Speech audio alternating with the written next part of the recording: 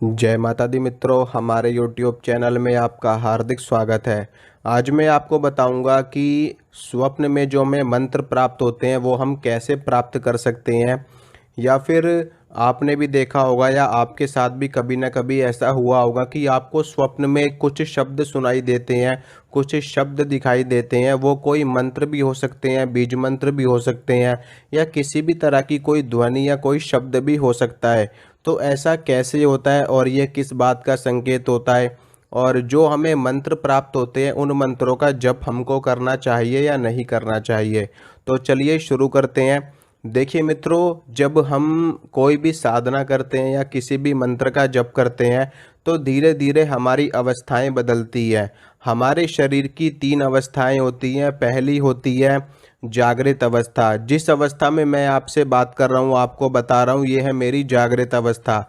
लेकिन अगर मैं सो जाऊं तो सोने के बाद में जो गहरी निद्रा में जो अवस्था आती है उसको कहा जाता है स्वप्नावस्था। यानी कि स्वप्न की अवस्था में जो हमको चीज़ें दिखाई देती है, हमको जो चीज़ें सुनाई देती हैं, या हम अपने आप को किसी और जगह पर होने का हमें अनुभव होता है कि हम किसी अजीब सी जगह पहुंच गए हैं। कभी जंगल में पहुंच गए हैं, कभी किसी मंदिर में खड़े हैं, कभी किसी से बात कर रहे हैं, कभी किसी से मिलने गए हैं, कभी किसी से हमें कोई मार्गदर्शन मिल रहा है। तो ये सारी चीज़ें स्वप्नावस्था में हमें प्राप्त होती हैं।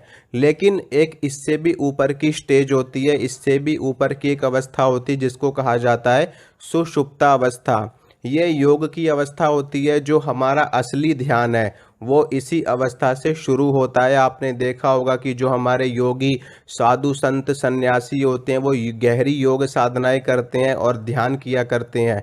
तो ध्यान की अवस्था भी जब गहराती है तो धीरे धीरे ये अवस्थाएं हमको प्राप्त होती है। जब हम ध्यान लगाने के लिए बैठते हैं तो शुरुआत में हमारी जागृत अवस्था ही होती है जिसमें हमें अपने शरीर का आभास होता है। जब हमारा ध्यान गहराने लगता है तो हमारी स्वप्नावस्था आती जिसमें हमें अपने शरीर का आभास नहीं होता। हमें सिर्फ अपने सूक्ष्म शरीर के होने का आभास होता है, अपनी आत्मा के होने का आभास होता है, अपनी श्वास का होने का आभास होता है। लेकिन जब हमारे ध्यान की जो अवस्था है वो और भी ज़्यादा गहरी चली जाती तो हम सुषुप्ता अवस्था में पहुंच जाते हैं। तो ये वही अवस्था होती है जहाँ से हमारा जो गहरा ध्यान होता है वो शुरू होता है। जो हमारी समाधि की स्टेज होती है वो शुरुआत होती है। कुंडलिनी शक्ति का जागरण भी इसी अवस्था से होना शुरू होता है जब हम स्वप्नावस्था को पार कर देते हैं। तो कई बार ऐसा होता है कि जो लोग पूजा पाठ करते हैं या जो लोग आध्यात्मिक प्रक्रिया करते हैं, मंदिरों में जाते हैं, जप हवन तर्पण मार्जन इत्यादि करते हैं, कोई यज्ञ करते हैं या ईश्वर की सेवा करते हैं, भगवान की भक्ति करते हैं किसी भी माध्यम से, तो उनको कई बार स्वप्न में कुछ शब्द सुनाई देते हैं, कुछ मंत्र प्राप्त होते हैं। तो ये जो मंत्र होते हैं, ये जो शब्द होते हैं, ये ईश्वरीय शक्ति के द्वारा ही आपको प्रदान किए जाते हैं। क्योंकि कई बार ऐसा भी होता है कि हम किसी भी शक्ति से डायरेक्ट बात नहीं कर सकते, क्योंकि इस कुदरत का एक नियम होता है। हमारा शरीर पंच तत्वों से मिलकर के बना होता है। हमारे अंदर धरती तत्व होता है, पृथ्वी तत्व होता है, लेकिन जो ईश्वरीय शक्ति होती है वो पंच तत्वों से परे होती है। वो अपनी इच्छा के अनुसार सभी तत्वों को धारण करने वाली महाशक्तियाँ होती हैं। तो सीधे सीधे हमारे अंदर इतनी क्षमता नहीं होती कि हम उनसे संपर्क कर सकें सीधे सीधे। इसलिए हमें इन अवस्थाओं को पार करके इन अवस्थाओं के पार जाना पड़ता है। तभी जा कर के हम उन शक्तियों से संपर्क कर पाते हैं। लेकिन वो शक्ति हमें स्वप्नावस्था तक हमसे संपर्क करने में सक्षम होती है। सक्षम तो वो सामने भी खड़े होके बात कर सकती हैं, लेकिन कुदरत के नियम के खिलाफ कोई नहीं जाता। यहाँ तक कि स्वयं ईश्वर भी कुदरत के नियमों के खिलाफ नहीं जाते हैं, क्योंकि इन सभी नियमों को उन्होंने स्वयं ही बनाया है। और अगर वो स्वयं ही नियमों को तोड़ेंगे तो फिर हम लोगों पर क्या असर पड़ेगा। इसलिए भगवान श्री राम, जो कि स्वयं भगवान विष्णु के अवतार थे, उन्होंने भी इस धरती पे जन्म लिया, परिश्रम किया, कर्म किया और तरह तरह की विद्याओं का अध्ययन किया, गुरु को धारण किया, माता पिता की सेवा करी और राक्षसों का संहार किया। तो जब वो इतने बड़े भगवान होकर के उन्होंने इतने सारे कष्ट झेले, इतने सारे राक्षसों का संहार किया, तो फिर हम तो आम इंसान हैं।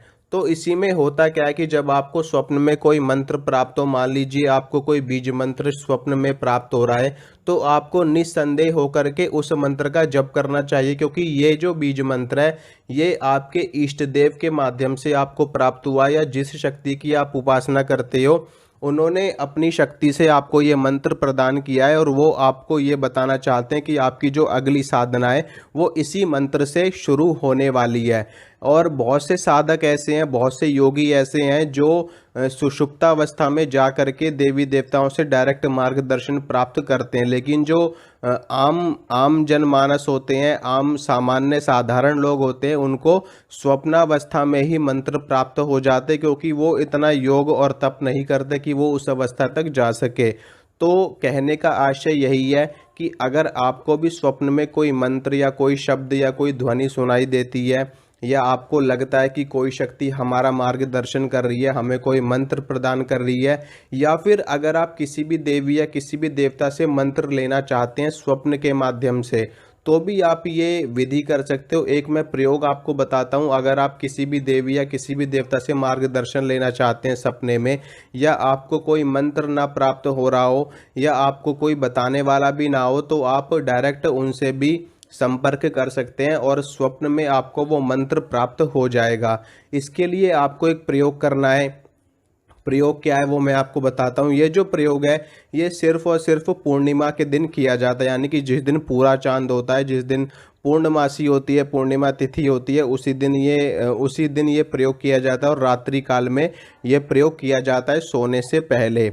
तो आपको करना क्या है कि सुबह के वक्त में आपको शिव मंदिर में जाना है। शिव मंदिर में जाकर के भगवान शिव का जलाभिषेक करना है, उनको कच्चा दूध चढ़ाना है, उसके बाद में उनके समक्ष एक देसी घी का दीपक जलाना है और एक धूप बत्ती जलानी है, और जो भी प्रसाद आपके पास उपस्थित हो वो प्रसाद भगवान शंकर को अर्पित करके अपने घर पे आपको आ जाना है।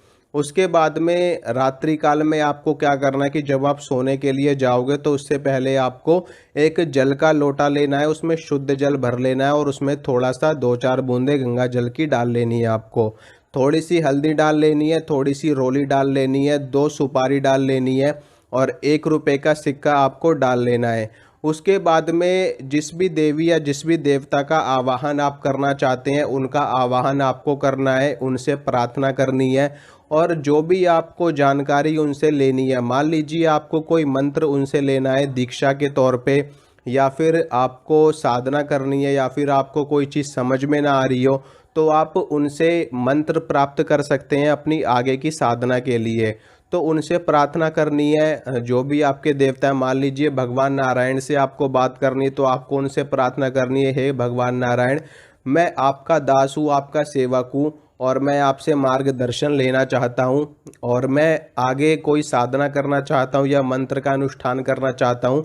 कृपया करके आप मुझे स्वप्न के माध्यम से संपर्क करिए मुझसे, और मुझे मंत्र प्रदान करिए। तो इस प्रकार से आपको बोल करके प्रार्थना करके आपको सो जाना है। सोने के बाद में स्वप्नावस्था में जब आपकी गहरी नींद आएगी तो आपको भगवान नारायण की तरफ से मंत्र प्राप्त हो जाएगा। और जब जो मंत्र आपको प्राप्त हो वो मंत्र आपको किसी को भी नहीं बताना है अपने गुरु के सिवाय। अपने गुरु के सिवाय किसी को भी वो मंत्र नहीं बताना है, यहाँ तक कि अपने घर के लोगों को भी नहीं बताना है। और फिर अगले दिन से आप उस मंत्र का जप करेंगे तो उस मंत्र के जप से आपको वैसा ही प्रभाव देखने को मिलेगा जैसे कि एक गुरु अपने शिष्य को गुरु मंत्र प्रदान करता है, या गुरु अपने शिष्य को कोई साधना बताता है, किसी मंत्र की दीक्षा देता है, तो उसी प्रकार से आपको भी उस मंत्र के जाप से वैसा ही फल प्राप्त होगा।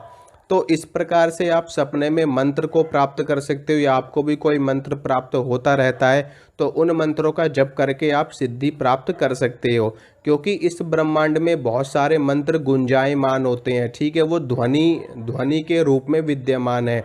इस ब्रह्मांड में, इस ब्रह्मांडीय ऊर्जा में हर चीज़ विद्यमान है ध्वनि के रूप में। तो जो लोग उस ध्वनि को पकड़ लेते हैं वो ज्ञान अर्जित कर लेते हैं, जो नहीं पकड़ पाते वो नहीं पकड़ पाते। तो इन ध्वनियों को पकड़ने के लिए ही ध्यान किया जाता है, मंत्रों का जप किया जाता है, साधनाओं को किया जाता है, और इन साधनाओं को करने के बाद ही आप जो ब्रह्मांडीय ध्वनि होती है उसको पकड़ सकते हो और मंत्रों की जानकारी प्राप्त कर सकते हो। तो अगर आपको वीडियो अच्छा लगा है तो वीडियो को लाइक करिए, वीडियो को शेयर कीजिए, चैनल को सब्सक्राइब करिए। मिलूंगा आपसे अगली वीडियो में। जय माता दी।